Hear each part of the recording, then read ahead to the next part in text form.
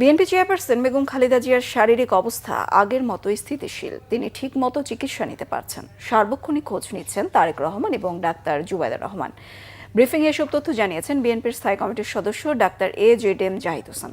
আলহামদুলিল্লাহ, এখন পর্যন্ত চিকিৎসকদের পরামর্শ মোতাবেক যে চিকিৎসা ওনাকে দেওয়া হচ্ছে, সেই চিকিৎসা উনি ঠিকমতো গ্রহণ করতে পারছেন এবং ওনার শারীরিক অবস্থা গত কয়েকদিন পূর্বেও যে অবস্থায় ছিল, আলহামদুলিল্লাহ উনি সেটি মেনটেন করে যাচ্ছেন।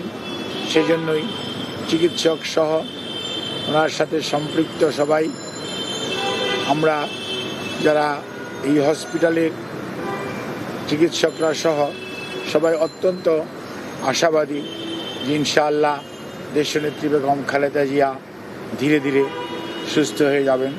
তারপরেও মনে রাখতে হবে, ওনার যে অসুস্থতা এবং ওনার যে বয়সের চেয়ে বেশি ওনার যে অসুস্থতা, এবং ওনাকে পরিকল্পিতভাবে যেরকম অসুস্থ অবস্থার মধ্যে বিগত সময়ে ঠেলে দেওয়া হয়েছে, চিকিৎসা যথাযথভাবে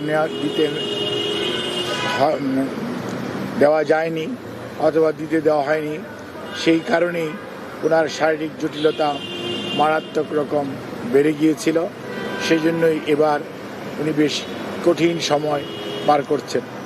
কাজেই এই বিষয়ে আমি শুধু আপনাদেরকে এইটুকু অবহিত করতে চাই, দলের ভারপ্রাপ্ত চেয়ারম্যান জনাব তারেক রহমান, ওনার সহধর্মিণী ডাক্তার জুবাইদা রহমান সবসময়ই ওনার চিকিৎসার ব্যাপারে সার্বক্ষণিকভাবে তদারকি করছেন।